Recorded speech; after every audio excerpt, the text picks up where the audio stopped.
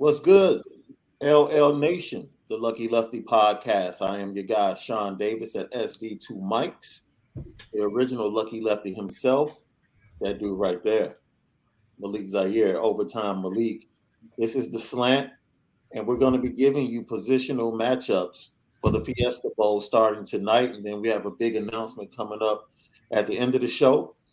Tonight, we're going to talk about the quarterback matchup between Spencer Sanders and Jack Coan and Tyler Buchner and how he plays or how he figures in the Fiesta Bowl. We're also going to talk about the ESPN positional rankings that came out from their draft guys today and how they might impact Notre Dame players going to the draft and coming back. Then we're going to tease a new episode of the Cutting Room Floor. Malik has a new offer that went out to a 2022 safety / wide receiver. Very intriguing young man, just received an offer. So we'll get Malik's take, or he'll tease. And that video will drop tomorrow morning around 8 a.m. Eastern time on the Lucky Lefty Podcast YouTube channel. Well, of course, we'll take some of your questions, and then we'll end it up talking about the big recruiting weekend or the big recruiting week that will lead to the big recruiting weekend in South Bend, based upon the rule that allows new coaches to have in-home visits and also allows commits and recruits to have a second visit, official visit. Notre Dame is taking advantage of that, not only bringing their commits in for one more official visit, but they're also bringing guys on campus that they're trying to get in the fold, like Chaparral's own defensive lineman Anthony Lucas. They put on the full court press today to try to get him to take an official visit. It's going to be very important that he comes to campus if Notre Dame is looking to get him in the fold in the class of 2022. So let's go ahead with our first matchup in the Fiesta Bowl. We're dealing with the quarterbacks. And first of all, let's talk about Jack Coan and Spencer Sanders. Spencer Sanders threw for 2,461 yards, 16 touchdowns, 12 interceptions. He did miss the opener, so he didn't start the opener, but he came back for week 2, and that's pretty much what he's done. Lately, he's had problems with turnovers. When you go back to Bedlam and you go to the Big 12 championship game against Baylor, turnovers have been a problem for Spencer Sanders. In reverse, Jack Coan struggled with turnovers early in the season. 2,600 yards for Jack Coan, 20 touchdowns, 6 interceptions. The turnovers were a problem early, but you can really say after the Virginia Tech game, Jack Coan did a lot to solidify himself as the leader of that offense. And you saw the Jack Coan that most Notre Dame fans thought that they would get when he transferred in from Wisconsin. Yeah, I mean, this is definitely what we got Jack Coan for towards the end of the season, and that was just to be able to use his veteran leadership to guide the boat into the dock, and for him to be able to have that getting better process. He didn't revert to the beginning of the season, Jack, and that's something that you'll get with more veteran players. They get better because they understand how the season goes. Younger players obviously haven't had that experience, so as a starter and a guy that's been through a lot, Jack Coan's primed to be able to take on this team, especially going through the changes that it is. And you know, for this game, a guy like Spencer Sanders, he's put on tape the ability to struggle with pressure and also having some different looks, which is key for Marcus Freeman to see that, especially going against the Baylor defense, who probably runs some of the similar schemes. They show some 3 down front. They mix and match some coverages. Their guys fly around. So it'll be a lot of what Spencer Sanders sees in this matchup. Plus, we have better athletes, and I think we play a little better together. So it's going to present a possibility of having some turnovers for that young secondary that we know in those 15 practices. We're looking to really take some step ups because we want them to be ready for next year. So for real, I do believe that this matchup on the quarterback side is one on the Notre Dame side. I think Jack is not going to get too high or too low. We knew that from the first game at Florida State in a tough environment. he was able to survive the storm, and that went down to the wire. But his calm, cool, collectedness in a game like this, I don't think would change. If anything, I think he'll ride the momentum of how the defense will play. I think we'll get some turnovers, and he'll be able to punch it in early. I do think, however, because he's not the most talented quarterback ever, and to give respect to the Oklahoma State defense, they'll show us some stuff early that'll get us a little worried. But the best thing about Jack is he gets greater later, and that he'll stick through it and keep us close in the beginning, and hopefully come out and finish strong at the end. Yeah, this, on a heavyweight fight, the fighters come out and they try to feel each other out.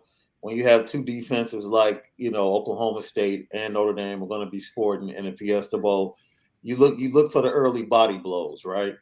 Just trying to see where the weakness is. And then once somebody opens up the scoring, the floodgates more than likely open up until somebody truly seizes control of the game. How do you see Tyler Buchner fitting into this game? A lot of people say let Jack Coan roll and don't really mess around with trying to get plays or series for Tyler Buchner. Does he have a role in this game? Well, because Coach Kelly isn't there, I don't think they'll be forcing the two quarterback system as much. I Mm-hmm. think that's something more of a Kelly design or something he wanted. I do think Tommy will be in more control of how that operates. I don't think we'll see it as much, but if you want to keep trend on what we've been doing this season, if he does go in, I will hope it isn't in a tumultuous part of the game like how they used to do me and just throw me in there to see if I can just make a play or mix it up or make it happen. I Right. don't think Tommy is going to put Tyler in that position, but I do think if you're going to play him, it should be a little early just to get Oklahoma State off balance, kind of that feel them out, sort of like a little right jab just to see what the defense will react to. And then I think majority of the game plan will be behind Jack and executing off of that. So, based upon what you saw on film in Bedlam and also in the Big 12 championship game, how do you think Tommy Rees will go ahead and use Jack Coan to attack the Oklahoma State defense? Um, I think to attack is the defense. Uh, it's an interesting thing to think about because with the way that Tyler runs, if anything, it would just be a physical representation. You know what I mean? I think it would be putting Tyler in there when we're doing some power run. We Yeah. want to wear on that defensive line, make him tackle, wear him down a little bit, and bring Jack coming back in to get some play action down the field. Get him some time with Kevin Austin. I think our receivers, especially with Kevin Austin, is a matchup problem. Being at the height, I don't think they have anybody close to Kevin Austin's height. So that makes those one-on-one down the field open. I think they're going to play aggressive, knowing that we don't have a Lamar Jackson back there. So I think Kyron will be great with Tyler Buchner in there for establishing the run early, and Yeah. then maybe Tyler get a trick play in there or something to catch him off guard. Who do you think is going to end up being Jack Coan's favorite receiver in this game? I think his favorite receiver in this game should be Michael Mayer. Yeah. I think if he wants to play it safe and go to his best bet, Michael Mayer in the middle of the field is still a matchup problem. I think through the season, teams have paid attention to him and been hurt in different ways by Kyron. I think Oklahoma State will really try to focus on minimizing Kyron, which will open up Michael Mayer. I think especially when they start bringing some pressure on third down and playing that man like teams usually do when Jack's in the game. That Yeah. one-on-one with Michael Mayer is going to be his best bet. And I think those 15 practices, they can really solidify that connection because I don't think it'll be as much Tyler. And, in the beginning, obviously, of those 15 practices, you get all the young guys in and stuff. But game planning-wise, I think they'll find a way to scheme up Michael Mayer more. Yeah, we thank you for everybody that's joined us live.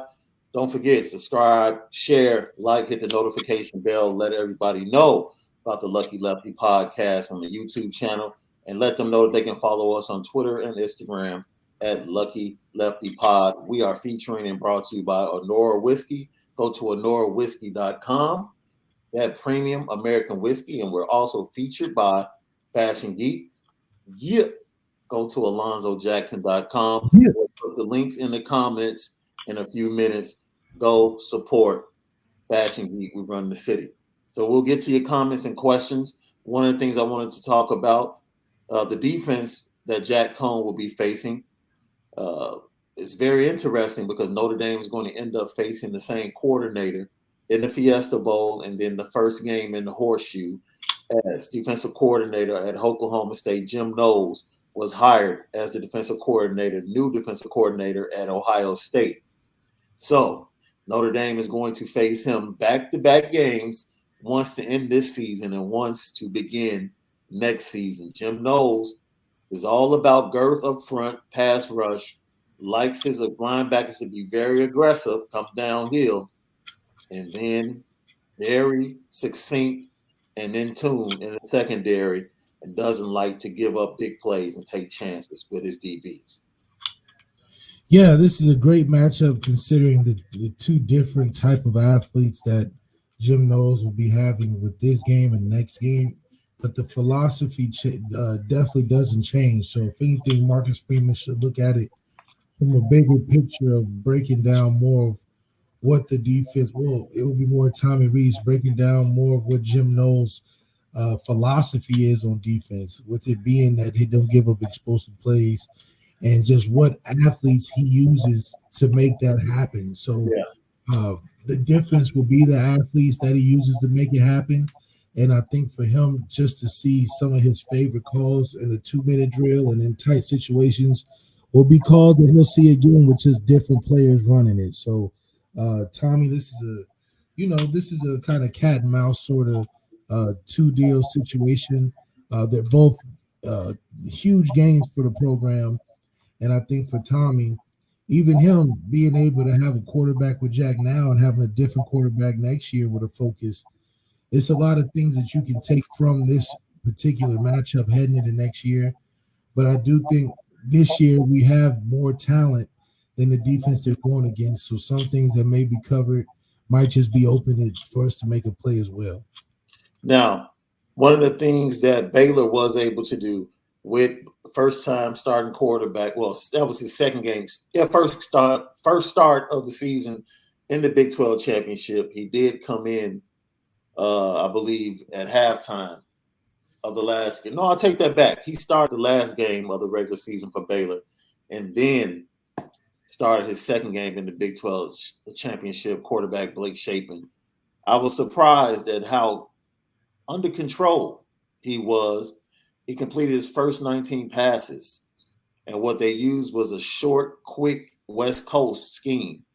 Got the ball out of his hands very quickly, and it was the tight ends that really did a lot of damage against those linebackers that like to be nosy and aggressive and come up, and they got behind those linebackers with the tight ends for big plays, and then every now and then they would go downfield. The defensive backs for Oklahoma State are they like to grab. Baylor was able to, induce, I think, 4 pass interference calls on deep passes when they took chances. So I think Notre Dame is going to have chances for big plays. I don't think anybody in their defensive backfield can run with Braden Lindsey.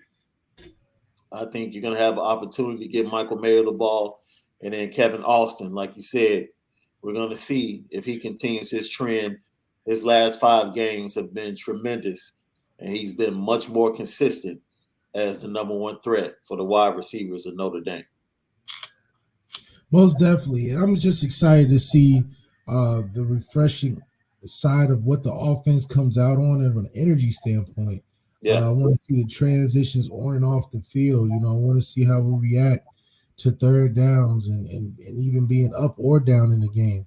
These are the intangibles of the football game that I'm excited to see, led by a Coach Freeman offense. Led by a Coach Freeman-led team, but also have the comfortability of seeing what Jack in the offense puts out there. I think Kyron will have a big game. He's got to have a big game for us to establish anything down the field to give Kevin Austin and Michael Mayer a chance. Like you said, nobody is really covering Braden Lindsey, but if they're physical like that, I know Jack's going to at least not overthrow the receiver, and maybe we can capitalize on some of those penalties as well. Yeah, so look for early on Tommy Rees to go to quick throws, very comfortable, take advantage of the linebackers mid-range, and then second quarter be aggressive and go downfield. Heck, Tommy might be aggressive from the jump, play action on the first play, and go over the top on a post route to Braden Lindsay or either just a fly route to Kevin Austin. I can see it really going both ways. And you might have to too, because if a team is playing aggressive like that, you don't want them to set in their defense by thinking that they're knowing your process of run, pass. So to keep them off balance by taking a shot early is something that I would love to see. You know, it's a bowl game. You don't got nothing to lose. Yeah. Taking chances like that is probably the best bet. So I can't wait when we talk about the defensive line of the Cowboys. We'll get into that matchup when we talk about the offensive line. You know, they lead the nation. It's safe to say that one of the keys to the game will be the Notre Dame offensive line, keeping Jack Coan clean, giving him time to throw, and to be able to take advantage of the mismatch that we do seemingly have at the skill position. So, yeah, we'll see how this offensive line comes along and if they continue to trend upward as they have since the middle of the season. Yeah, we just don't want to see a regression. Maybe that's the first game coming out for a bowl game. We definitely don't want to see regression, but with Jack not being a mobile quarterback, it does create an opportunity for Tommy to be able to use some more screens, maybe to get some more blocking from Kyron, because Kyron is a great blocking back. So keeping Jack safe is definitely probably the number one thing, considering he's not mobile. So getting it out quick, keeping Kyron in the backfield, but also Jack knowing that he's not the most mobile, getting the ball out fast, and just being a great decision maker. We know that Spencer Sanders is going to give us the ball at least some point throughout the game, but I'm trusting a fifth-year veteran and Jack Coan that he'll just manage it. He won't do too much or too little. He'll keep it right there and not give the other team opportunities like Oklahoma State will give us. So we move over to the other side of the ball and to talk about what Spencer Sanders is going to be facing with Marcus Freeman and his defense. Not just as a coordinator, he'll be the head coach, and more than likely he's going to be making the calls in the Fiesta Bowl. If you look at what Baylor and Dave Aranda were able to do against Spencer Sanders, they were able to get him to throw 3 interceptions. I believe he had a forced fumble as well, lost in the Big 12 championship game. And they mixed up coverages. Takes me back to post-game at the Virginia, where Bronco Mendenhall really gave Marcus Freeman a lot of credit for how he devised the plan to confuse their freshman quarterback at the time.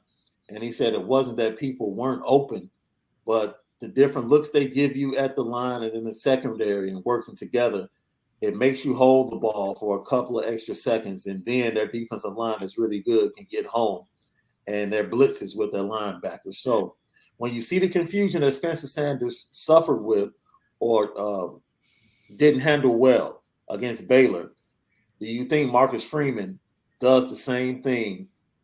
Or do you think Marcus Freeman is very comfortable just sitting back and just letting things play out? Well, I think Bronco Mendenhall was just one of the only coaches to admit the truth. I think Marcus Freeman has probably been doing that the whole season. Yeah. It just took a guy like Bronco Mendenhall to keep it real.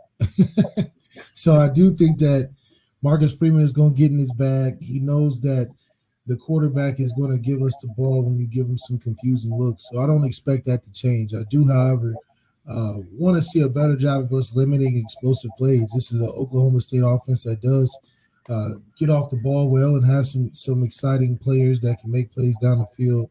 So for us to just make Spencer Sanders indecisive, I think that's the goal for going into this game. Make him indecisive, hold the ball a little bit longer, and we'll hit home on some of those creative blitzes that he schemes up with the linebackers. It was interesting because Spencer Sanders had been very comfortable. And, of course, he was without his starting running back in the Big 12 championship. I'm sure that'll make a difference. He'll feel more comfortable having that piece of the running game to go off and work into the play action game. But you really saw him start to come apart, in my opinion, in Bedlam with the mistakes. And Oklahoma, who I wouldn't call a great defense, were able to get to him and cause him confusion and really rattle him. And then once they got to Dave Aranda's defense, which is all about being succinct on the back end, being aggressive up front, but not knowing where the rush is going to come from specifically. They drop linebackers, they drop defensive linemen. Marcus Freeman, we've seen him do the same thing. And honestly, without Cal Hamilton, one of the things that has gotten better is the tackling in the secondary. Yeah.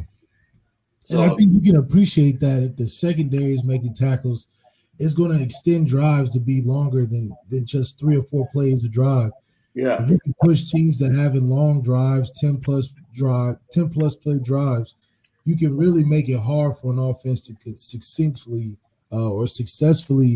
succinct plays back to back. So as long as we can extend drives, have a little bit that bend but don't break mentality in this game, we're going to be able to see a lot of opportunities to turn the ball over. And for a guy like Spencer Sanders, it's a tough thing to go against a Notre Dame defense for 4 quarters.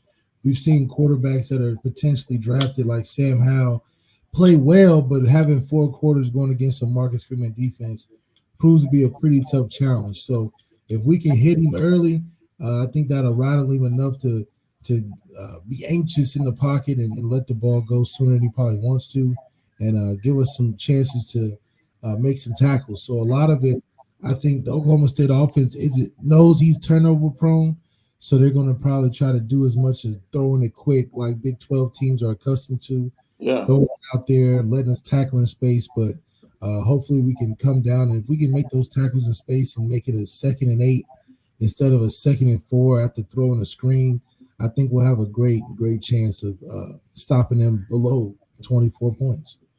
24 points, without a doubt, I think is going to be very easy. Baylor kept them in the game with the mistakes they had in the second half. Baylor left so many points on the field that game should have never come down to half a yard. And that's why it comes down to execution. You got to execute with a guy like Jack Coan coming from a Wisconsin offense. Yeah. One thing he knows how to do is not mess it up. He's not going to try to do something out of the ordinary. He knows the situation in the game where he just has to continue to play safe and just hand the ball off. You got 23 in the backfield. You got 87 right there in the middle of the field. You don't have to play Superman in this one to come out with a victory. All right. So once again, that has been our breakdown of the quarterbacks in the Fiesta Bowl. Spencer Sanders going up against Jack Coan. Who will have the most passing yards in the game? I think Spencer Sanders will have the most because they'll be down and will be more balanced of an offense. I think when they're down 10 plus points, they'll start throwing everything at us to try to get down the field. And I think with Marcus Freeman making it tough on that, you can get a lot underneath, but nothing deep. I think that'll help us extend those drives like we talked about, and he'll just rack up yards, empty calories as the game goes on. Who has the most turnovers, interceptions? Shoot, it just depends. If so that's a flip of the coin. They get to hitting Jack early and he's scrambling for his life. I think Oklahoma State 2 good defenses, yeah. They'll have some chances at the football as well. That Jack is not, Tom Brady necessarily. So he can give the ball away sometimes, but I believe the offensive line will come through enough to give us a balanced look so we don't have to depend heavily on Jack not to throw it to the other team. But Spencer Sanders is a really hit or miss when it comes to that. So I think with a tough challenge like we'll present, I think we're a tougher defense than Baylor. So we'll give them some different looks. But I do think Spencer Sanders should have more turnovers. But, Jack, you never know what Jack can give you someday. And last but not least, who throws for more touchdowns? I think Jack will throw for 3 touchdowns. I think that'll be the number he has to get to and let all the players like Kyron get 2 or 3. I think that'll put us in good position. But Jack with 3 touchdowns and that's an honest game for the defense that we're playing. I don't think they're expecting Jack to have 3, but if he does have 3, I think they're comfortable going across the field and shaking hands if Jack pulls it off. So 3 is my number for Jack. And I think if Spencer Sanders has any chance of beating Notre Dame, he's going to have at least 5 touchdowns and be a Superman out there because the rest of his team will go off of him. They'll go off of his energy, and we Yeah. can't even get that momentum. So, breaking news for the Notre Dame staff: Brian Polian has accepted a position to go down and be special teams coordinator, special teams coach at LSU. They also got Frank Wilson, former LSU coach, to resign from his head coaching position and to come back and to be the assistant head coach and head recruiter. And a story that broke on the Athletic, Brody Miller uh, told a story about how Mike Elston actually flew to Baton Rouge. This is new information that Mike Elston actually flew to Baton Rouge to meet with Brian Kelly before ultimately flying back to South Bend and telling him no. Well, Coach Elston and Coach Kelly got a different kind of relationship. It's older than a Tommy and his relationship and the Marcus Freeman and Coach Kelly's relationship. And I really think Coach Elston went down there for closure. That's been his guy through thick and thin. Out of respect, yeah. He's kept Elston on staff times where maybe he shouldn't, maybe he should. It could have been a 50-50, but he stuck with Elston the most. And that's really I think out of respect just for their relationship beyond football to at least give it an open conversation. So that's something I wouldn't expect from Tommy necessarily, just because it's not as old as Elston's, but it was something that Elston probably wanted closure on, just so he could get an opportunity to step away under Kelly and see what he can do on his own. Yeah. What's up, LL Nation? This is the Slant. This is our positional battle for the Fiesta Bowl. We're going to be doing each positional battle, team versus team. Tonight is the quarterback position, Jack Coan and Tyler Buchner versus Spencer Sanders. Now, Mel Kiper of ESPN.com released his new updated big board, and he also released his positional rankings. So you want to hear where some of these guys at Notre Dame rank at their position? Yeah, man, give it to me. We should No. be.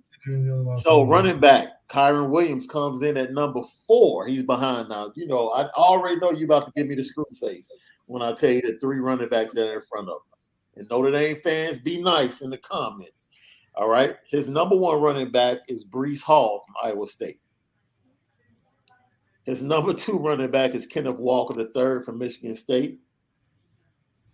And his number 3 running back is Isaiah Spiller from Texas A&M. This is an odd year.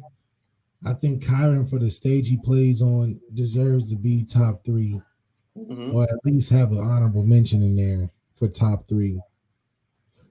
But it's something that, if he's considering a guy who has a lot of carries on him, I can see why it's not high on the board, just due to the amount of carries Kyron has had over the year. Yeah.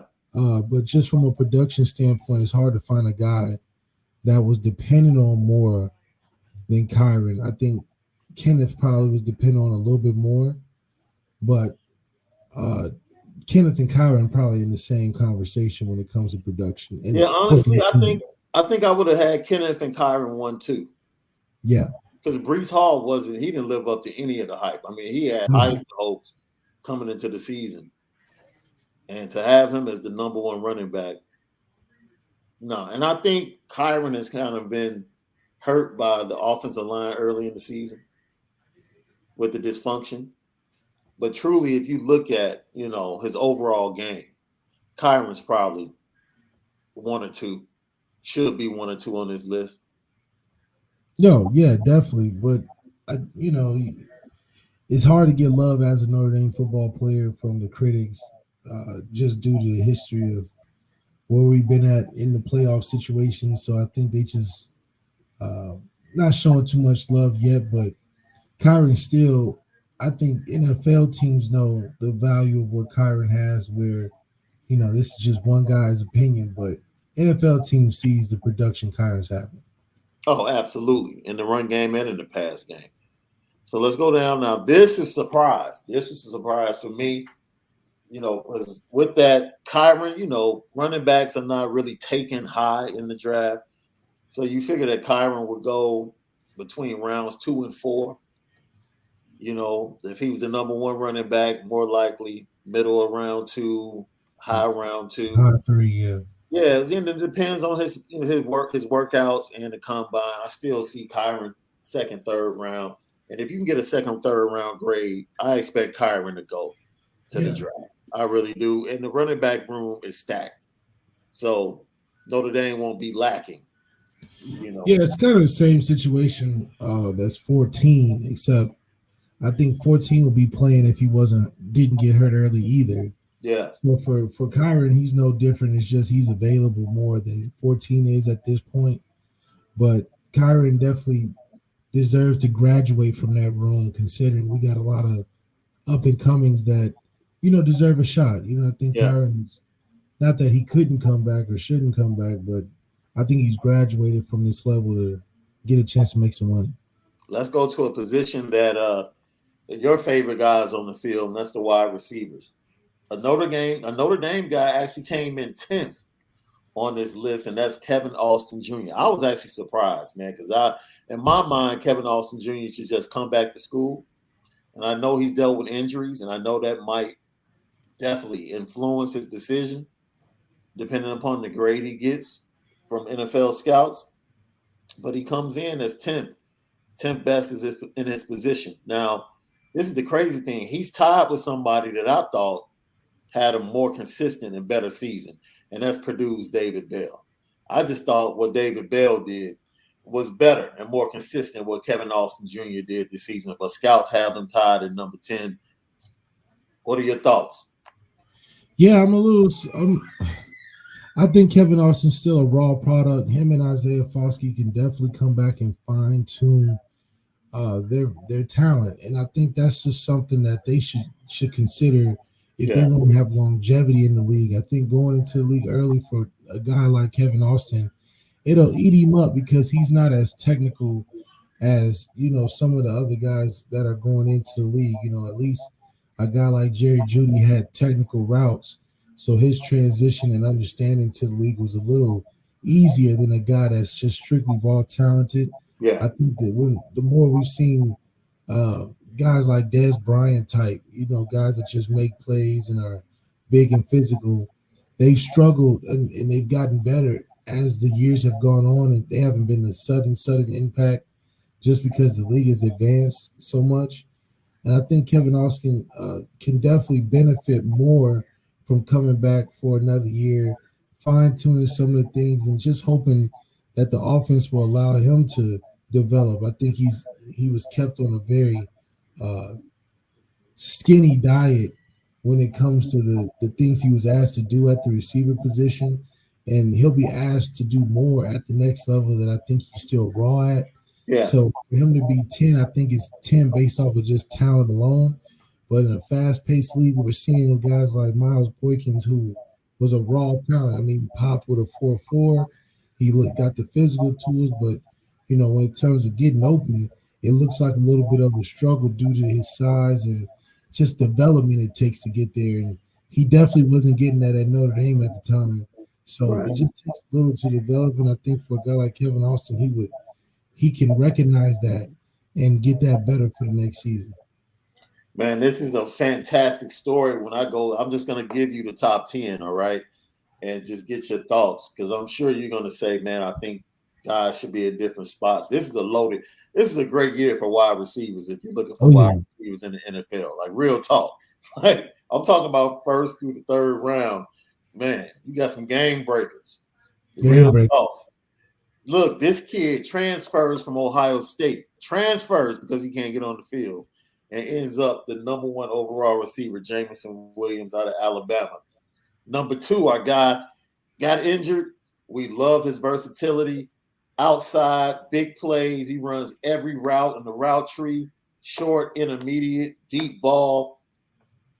Drake London was a beast before he got injured for USC. Then number 3, another guy that was injured on and off this season. When he returned back to the lineup, that Purdue game, he just took off. And that's Garrett Wilson out of Ohio State. My guy that I talked about all season is underrated, Jahan Dotson from Penn State. Yeah. He's always open. Great route runner. Take the top off the ball. Number 5, Chris Olave. Just the ultimate deep threat down there for C.J. Stroud and Ryan Day. Then you have Treylon Burks out of Arkansas.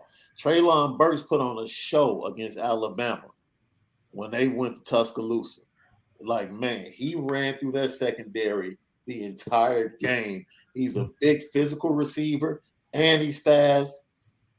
That might be a sleeper pick for someone. George Pickens is coming off that knee injury. Right about now, he's probably at about, 80, 85%. And more than likely, I don't think he chances coming back for another season of college football. Just go ahead, rehab, get yourself in order, let the team doctors check you out, and allow somebody to grab you probably in the 3rd or 4th round. And then by his second season in the NFL, he'd probably be really ready to go and up to speed. He might be ready the first season.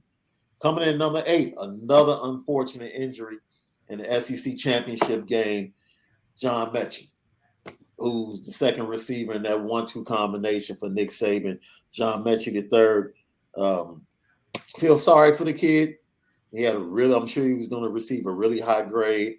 And now, more than likely, he's going to slip a little bit, but somebody's going to believe in the talent and take a chance because he's the technician. James Williams is the speed. John Mechie is the technician and the route runner. And if he can, get back healthy and get his knee back in order, they love technicians like that in the NFL that know how to run routes, like Keenan Allen for the Chargers. And that's right. And I think those are all top guys that deserve to be where they are. That's still even a tough list because you can all interchange and swap based on just opinion because you're not going to lose with any of those guys that you're picking. All of them have different strengths and things. But, I mean, you talk about winners. These guys are really, really good. So for Kevin Austin to be in a list like that, it says a lot. It speaks a lot to his talent. He shouldn't feel ashamed that he's 10 only because, I mean, those other 9 are really good. They've been playing receiver a little longer.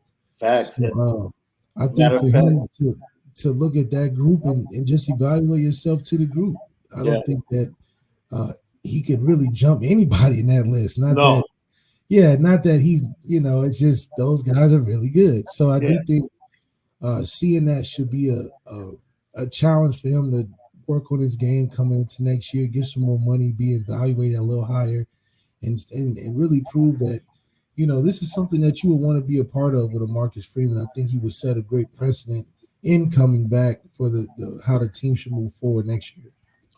Coming in at number 9, right in front of Kevin Austin and David Bell from Purdue, is Alec Pierce from Cincinnati. 6'4", local kid here from the suburbs of Chicago. Deceptive speed, long jump ball, big target in the red zone. Like another stud. Like these guys are, it's a great receiver class. So I don't think an NFL team are going to be thin on the receiver draft. Especially, I mean, they're picking from fish in a barrel. It's like, man, we just grab one, run with it. We can do it. They're all kind of similar, but not really, and they're all really good. So I think a team would take a chance if he came out this year, but I think he has a chance of making more money coming out next year. Yeah, I definitely think he can get to like at least top 5. If he comes back for another season. I would really have to dig deep into the rest of the wide receiver crop that'll be coming out next year. But more than likely, it's best for him, Kevin Austin, especially if he feels good having a full season, being healthy. If he feels good with his body, he should indeed return. Man, for the first time in 3 straight positions, tight end, offensive tackle, and guard, Notre Dame, who always has somebody in the top 10 in those positions as far as draft rankings, no one at tight end, offensive tackle, and guard. Of course, that's understandable. However, the number 2 center on Mel Kiper's draft board is Jared Patterson from Notre Dame. The redshirt junior has an opportunity to come back, but when you're the number 2 center on the draft board, more than likely, he gone, as Hawk Harrelson would say. Yeah, I mean, I think he had the accolades going into the season, and he's been, pretty consistent. And with some of those guys that like Mel Kiper, they want to be right about their beginning of the year preseason picks. So I'm not surprised that he's still in the top five, but he's still a really good player. So I think, it's hard to evaluate centers considering it's such a unit thing throughout the season. But considering the O line has progressed under his leadership, it's no surprise that he's ranked as high as he is. Yo, I think the hot dude. You talk about depth and by position. The wide receivers are deep, and the next position, defensive ends, some studs coming out this year, my brother. If Oh you yeah, need some pass rushers and some pass catchers, 2022 NFL draft is the year. I mean, of course, no one from Notre Dame at defensive end, but you got Aiden Hutchinson, you got Kayvon Thibodeau. The fact that Aiden Hutchinson is ranked number one, that's just from a stat standpoint. yeah. I They're gonna, truly yeah, believe they're once gonna they show get to the love for workouts, him. yeah, once they get to the workouts, Kayvon Thibodeau will probably show and separate himself. You got George Karlaftis from Purdue, Cameron Thomas from San Diego State, who's a sleeper, Trayvon Walker from Georgia, Sam Williams from Ole Miss, Jermaine Johnson, who we saw first game of the year, disruptor, the transfer into Florida State. He's definitely at number 7. If he's number 7 on the list, It's a great class. that's a great class. Majai Sanders from Cincinnati, we saw him and how good he can be. He comes in at number 8. Number 9, Michael Clemens from Texas A&M, and number 10, tied Ohio State, Zach Harrison and Josh Paschal. Josh Paschal, for me, is your prototypical 4-3 defensive end, man. He can give you speed, he can change it up, he can give you power, and he can set the edge. I really like Josh Paschal out of Kentucky. Defensive tackles, I mean, it's kind of thin when you look at it, but I want to go over here to the outside linebackers because that connects to Notre Dame. Coming in at number 6 for the outside linebackers is Notre Dame's Isaiah Foskey. If you're 6th on that list and 3-4 teams, you're specifically probably going to teams that played at 3-4. So now that lessens the pool of teams that will want you, and you're number 6 on the list, might be more advantageous for you to come back another year and get to Yeah, that. it's just that you 6 on a list that it's like, you can fall deep down if you aren't paying attention. So Yeah, I think as an overall player, he can increase his draft stock by coming back. He can increase it tremendously. I think it will be bigger than just 6 best outside linebacker. I think he can become a top first round player yeah. with an impactful season next year. I'm gonna be honest with you. Everybody we named, as far as Notre Dame, I think they all seriously because of what's going on right now with the hiring of Marcus Freeman and just the vibe around the program. I think they all seriously consider coming back. There's no need to talk about the safety position. We know who's number 1. But I do think this is a unique opportunity. Guys are really feeling spirited with this hire. But let's not get it confused, guys. Go Yeah. out there and get your money. Marcus Freeman has got his money, so he gonna advise you to get your money. As a and player, you're keeping it real. Like the and if vibe is you, one thing, and you yeah, might want to be around your guys and play with your guys for one more season. But when you get that phone call from scouts and they're like, "Hey, you're number 2 and you're number 1 on certain boards. Like if you're the number 1 center, yeah, and go ahead. somebody says, "Man, we want to take you at the bottom of the first round," Yeah, and don't play with your career because you love the school. I mean, we all love the school, but take care of yourself first. And I do yeah, think that Jared Allen don't. I mean, yeah, I'm sorry, Jared. Don't even think twice about it. Go ahead and Jared Patterson, yeah, Jared Pass. If you love your school and what's going on, yeah, graduate from the program and allow them young boys to come in and get a full 4 years experience from Marcus Freeman. That's the thanks that you can give by leaving. What I mean? It's not like we are leaning in on you guys to come back for a senior leadership necessarily. Yeah. We got things covered. I think it's good for you guys to chase your dreams. And this is the Kelly era still with some of you guys. So let that new Tide, that new fresh car smell come in, and it'll be good for everybody. Yeah. So it's crazy that you say that, right? Before we get to this big recruiting week and this big recruiting weekend coming up, and tease the cutting room floor episode that you're going to be releasing tomorrow morning on the Lucky Lefty podcast YouTube page, I want to play something from Jason Gallagher on Twitter. You saw the pomp and circumstance and pageantry of Marcus Freeman in his introductory press conference at Notre Dame. 5 stars, thumbs up, however you want to describe it. It was top notch. USC tried to do the same thing with Lincoln Riley. And boy, oh boy, my friend, did it go wrong. This is from Jason Gallagher on Twitter with a mashup of Saturday Night Live. I got to say, what's up with that? What's up with that? What's up with that? What's up with that? Ladies and gentlemen, Quintina! Go Bridget, go Bridget, go Bridget. Still a presence, still a presence. Ruin Christmas, ruin Christmas. Quintina's gonna get ya. Quintina's gonna get ya. The Grinch that stole my boner. What's up with that? What's up with this? What's up with that? What's up with that? Bruh, yo, did you see the old ladies in front throwing up the Troy sign? Look, man, you talk about that's not a good look, USC.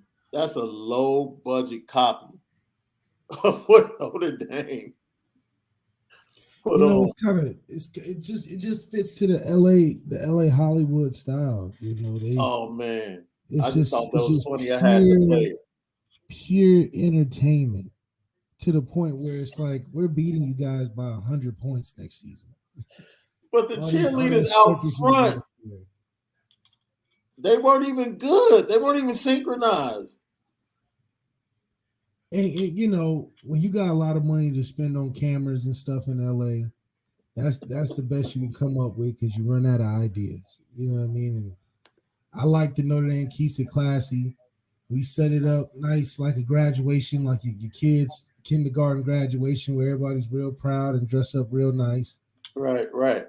This is a media project at school for USC, and and it just shows that for the head coach to even be interested in that, Marcus Freeman would never do that.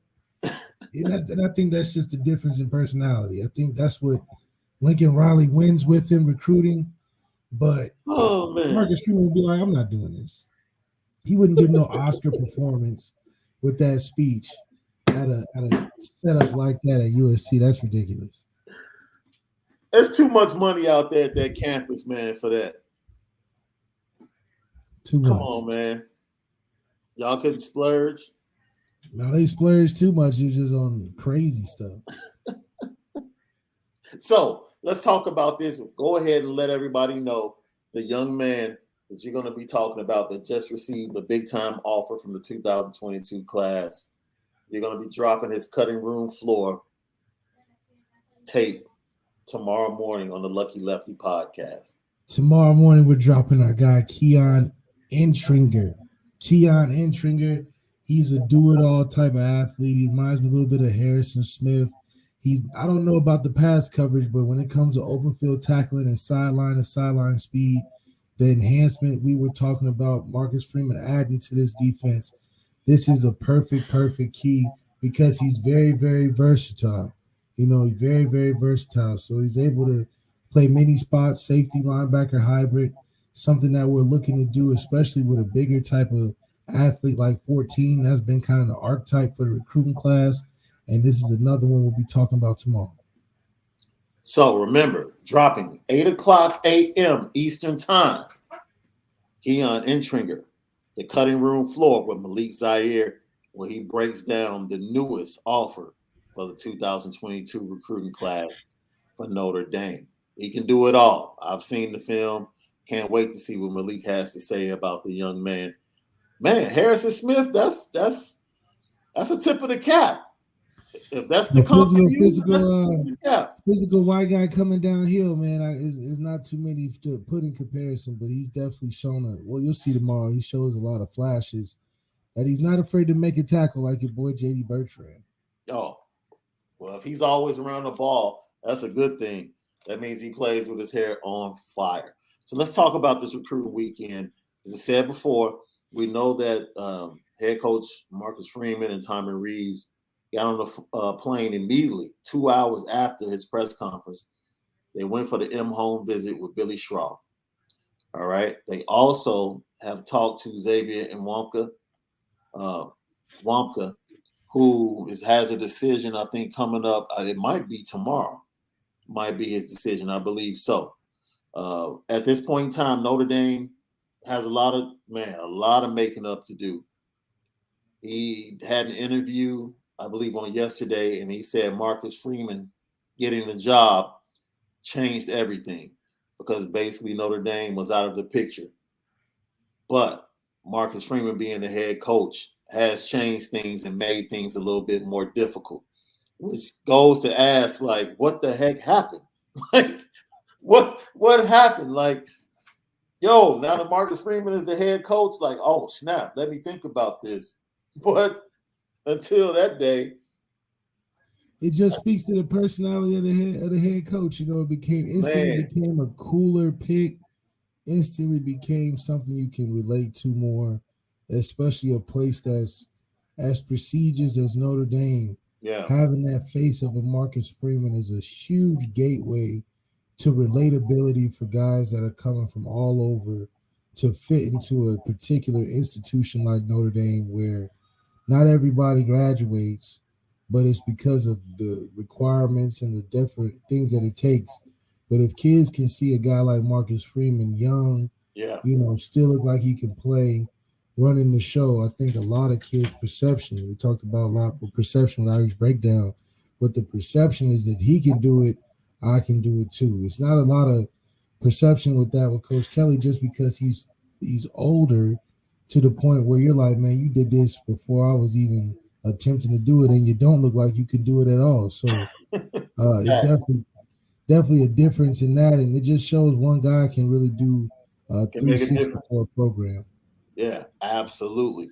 And so, like I said, his decision tomorrow. I know Iowa and Kirk Ferentz got the last in-home visit on today, so we'll see how things go tomorrow. Hopefully, Marcus Freeman made enough of an impression. We know the reports were coming out of his visit to Notre Dame that his mother was in love with the program. So, man, most of the predictions are it's either going to be Iowa or Ohio State, but we'll see if a last-ditch effort by Marcus Freeman and the staff can swing him or either delay the decision, because he said Marcus Freeman being the head coach has made things more difficult.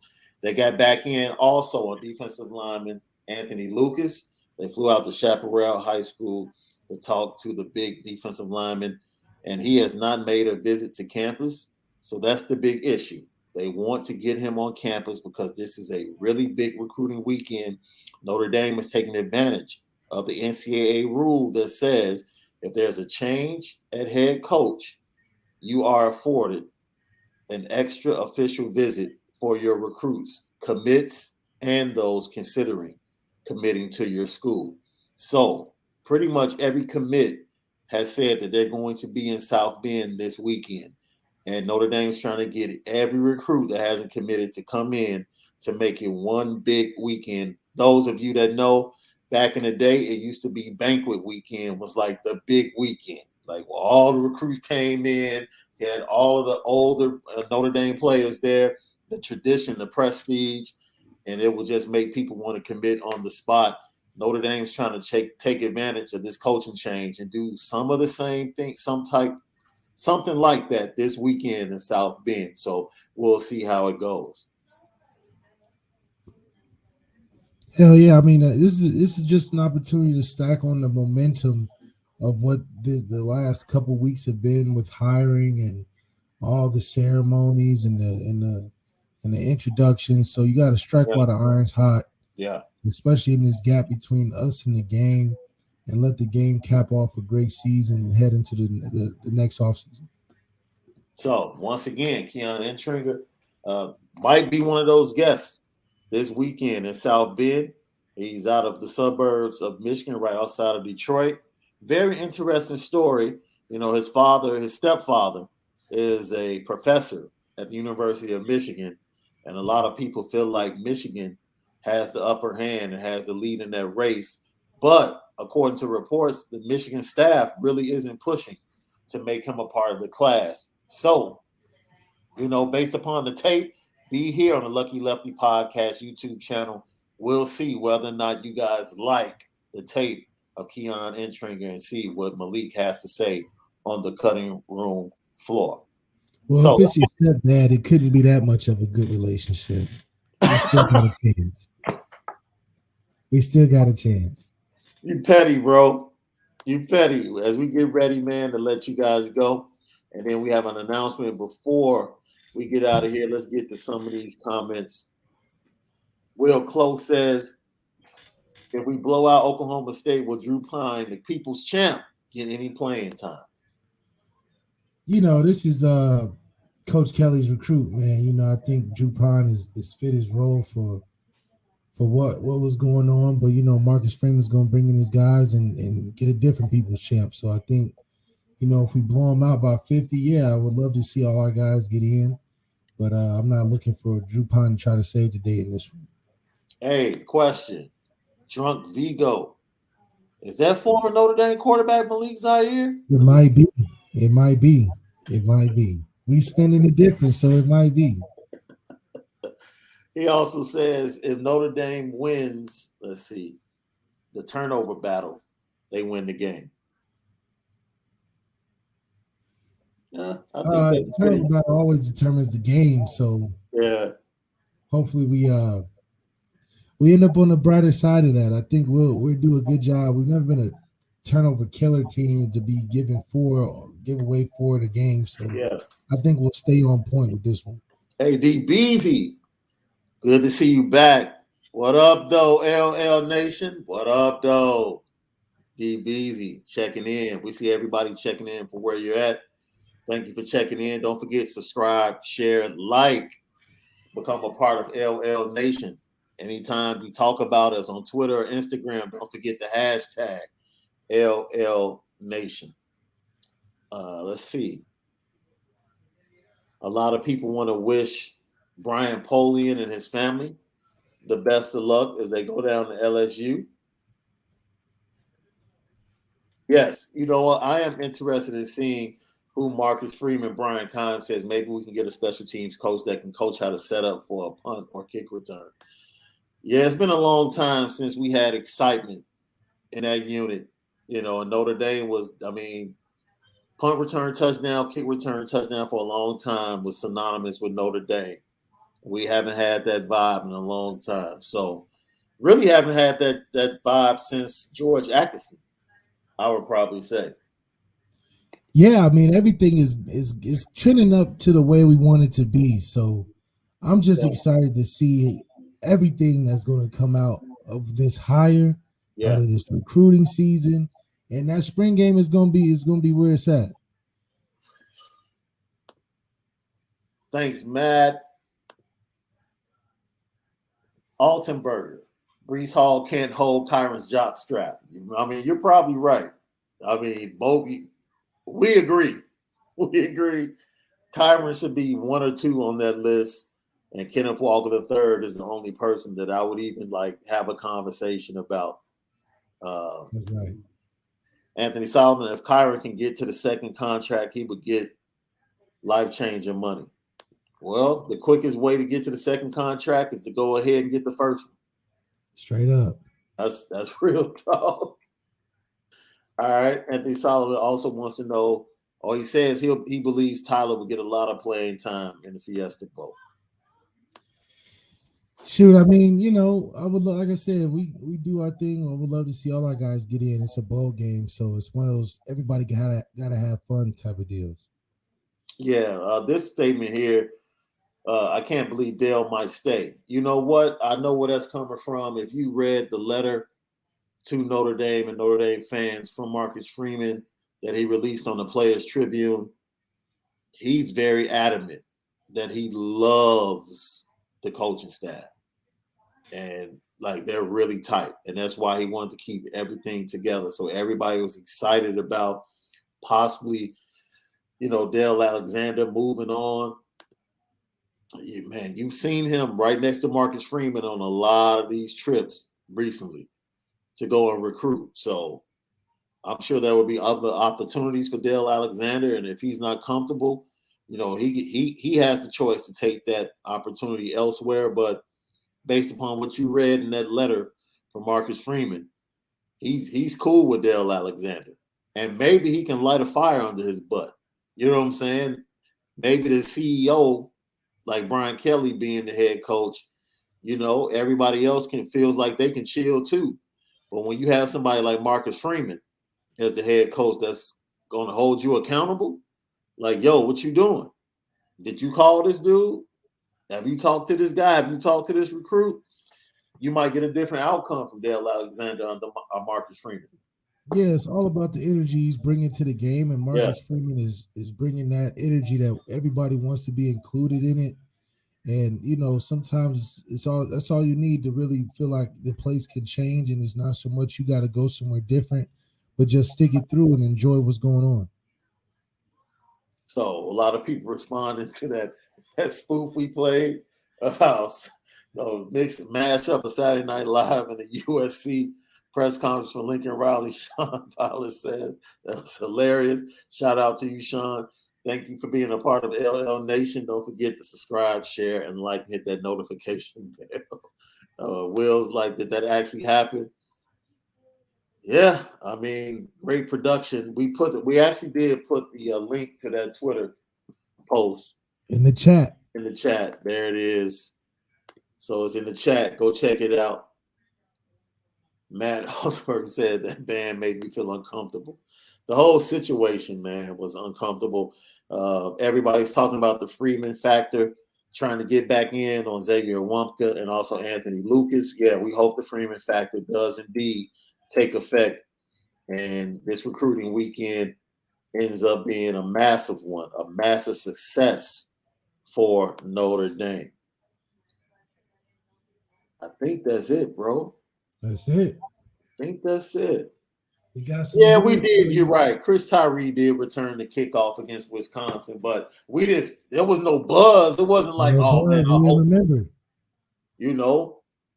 It just happened. Straight up. Yeah, it literally just happened. This leads is great. I'm excited to do the breakdown of the keeping the fans informed of these recruits we got coming in, because it's good to get up on them early, so then we know what we got coming in that's going to change the program for us moving forward. Hey, we got a bit of advice. Welling Jeremy, I believe. He said, Malik, try noise gate instead of compression. It'll make your audio sound much better. Shout out. Appreciate that, man. Hey, I'm going to get it right. Keep up the good work. See if that goes a little better. We'll see. Oh, it was an earlier question. I forget. I can't bring it up. I don't see it anymore. Someone asked, who were the other contenders besides Notre Dame for your services? Wisconsin, Alabama, Ohio State, and Pittsburgh were the ones I was really choosing from, but Notre Dame just pulled me away. Any reason? Was it Brian? Just because was it Brian Kelly? Was it Brian Kelly that being a black quarterback, left-handed at Notre Dame, you really didn't find that too often. And if I could do half as decent, I know I could set up a career that's long-lasting. Yeah. So for everybody, I encourage you to go read the letter if you're a Notre Dame fan on the Players Tribune from Marcus Freeman to Notre Dame and his fans. It's a fantastic read. Absolutely fantastic.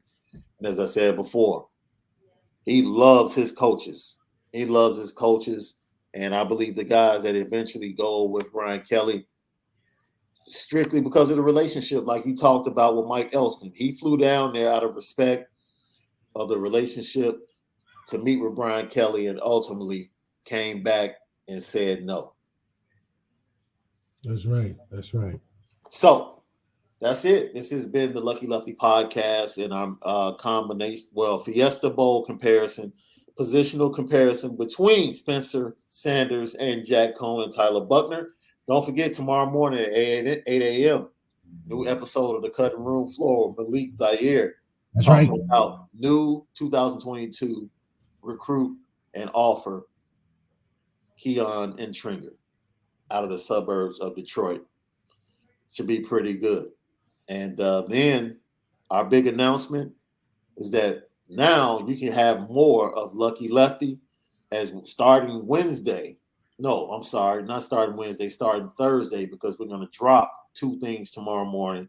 We're starting Thursday at 9 a.m. Make sure I say this right, bro.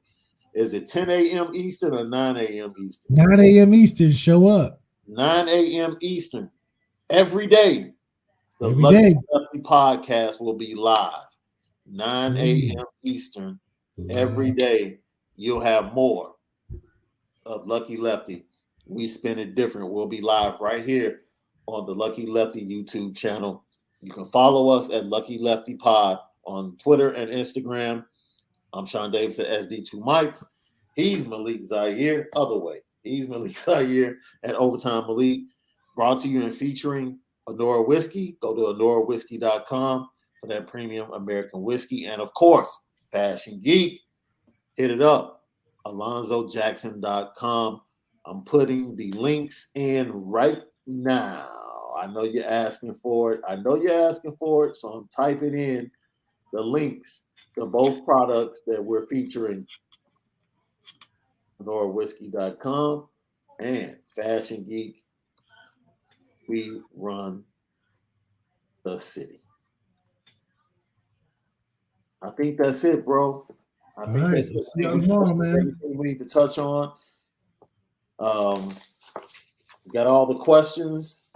Yep. And DBs, he says, hey, look, yes. We're really going to be there. We're really going to be there. We're really going to be there. And if it's a great show, then guess what? We'll come back and do something in the evening, especially if we have a special guest or an interview. I will say this, for some of our matchups, especially for the wide receiver position, we will have a special guest with us, a former Notre Dame wide receiver that's going to be able to break down that comparison with us. So from my guy Malik Zaire, I'm Shaun Davis. Don't forget, be right here at 8 a.m. tomorrow morning to break down the cutting floor, Coan and Tringer. And we'll see if let us know if you want us to do something tomorrow. Hopefully, if it's breaking news, maybe we'll have to do a show tomorrow night. That's right. Hey, we're going to give it to you just how y'all like it. Keep subscribing, keep sharing, keep commenting. No doubt. We spin it different. Lucky Lefty Podcast, man. Sleep well.